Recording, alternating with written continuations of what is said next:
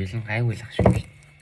За 2025 оны 6 сарын 2-ны өдөр ийхүү хэлбэр яг одоо цаг шөнийн 3 цаг 18 минут болж гоё.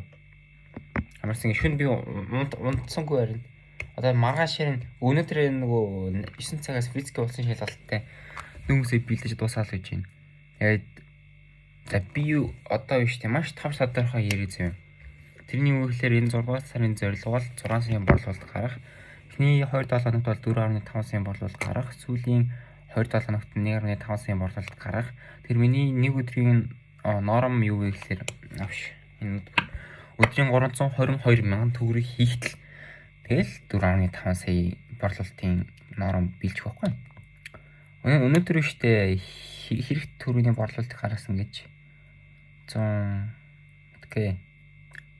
Тэжи. Наш 135 мянган төгрөг.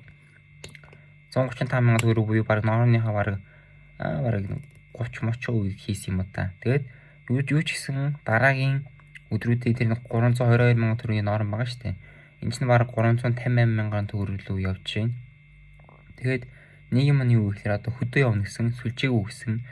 Тэгээд сүлжээтэй байлаа гэд хөргөлтүүдэд яг яаж яг уу энэ компьютер дээр л нөгөө хөргөлтүүдэд яаж болдог тэгэхээр чинь хөргөлтүүдэд хянжил болно тэр бүртэж өрөөсөө болохгүй сүлжээ газар яаж хийх вэ апплод хийх вэ яаж захиалах вэ яаж чат харах вэ бүл нь 7 хоног ингээ алаа ичиж байгаа байхгүй да. Тэгээд 7 хоног ингээ байхгүй болчихтол эн чинь ингээд тэр хүмүүсийн хөргөлтүүдийг хин яаж бүртгэхийн зохицуулахын тэгээд цуслагдсан байвал хэрэгжтэй хин ардаас нь яаж залгах юм мөнгө төгрөгийг яаж авах юм.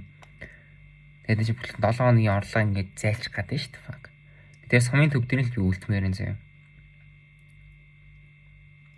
Тэгээд би гонийхоо MacBook амар байна. Тэний сарын 10 сая маяг руу гарч ирж яж амнаа.